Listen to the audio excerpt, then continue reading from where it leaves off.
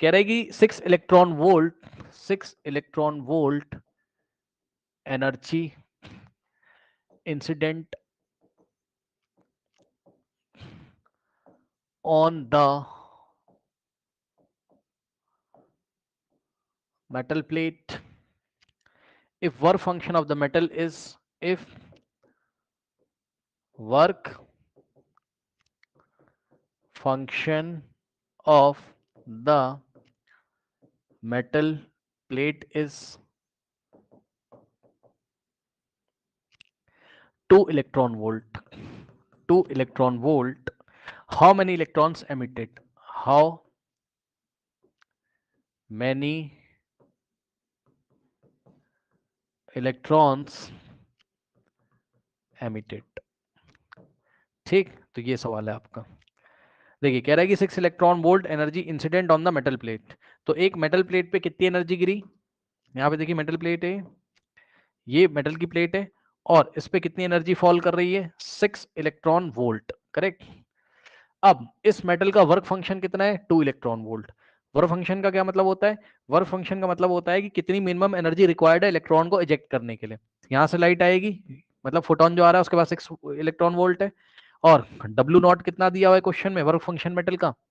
2 electron volt. यानी कि यहाँ से इलेक्ट्रॉन को निकालने के लिए 2 इलेक्ट्रॉन वोल्ट खर्च हो जाता है, तो एनर्जी कितनी बची किनेटिक उसके पास?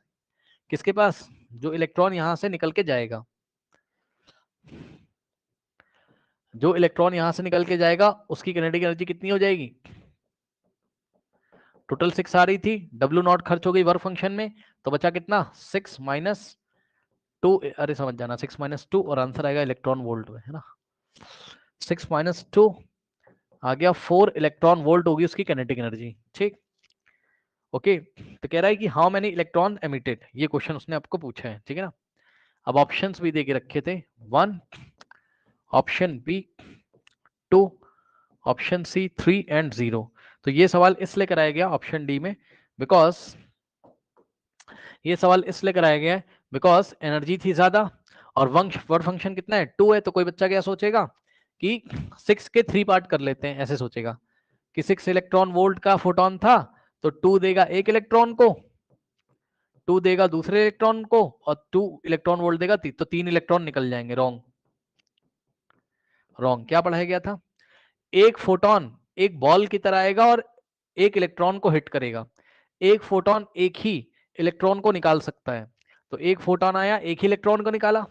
ठीक, तो एक्स्ट्रा एनर्जी लेके आ रहा है अगर वो, तो जितनी एनर्जी इलेक्ट्रॉन को चाहिए वर्क फंक्शन में, यानी कि मिनिमम एनर्जी जो चाहिए इलेक्ट्रॉन को इजेक्ट करने के लिए, वो वहां पर लग जाएगी। तो 6 - 2, और जितनी बचेगी बचेगी कितनी? वो सारी की सारी किनेटिक एनर्जी में चेंज होगी। यही पढ़ाया था। ठीक, तो ऑप्शन सी को मत टिक कर देना, एक ही इलेक्ट्रॉन निकलेगा, 3 इलेक्ट्रॉन नहीं निकलेंगे, ठीक है ना।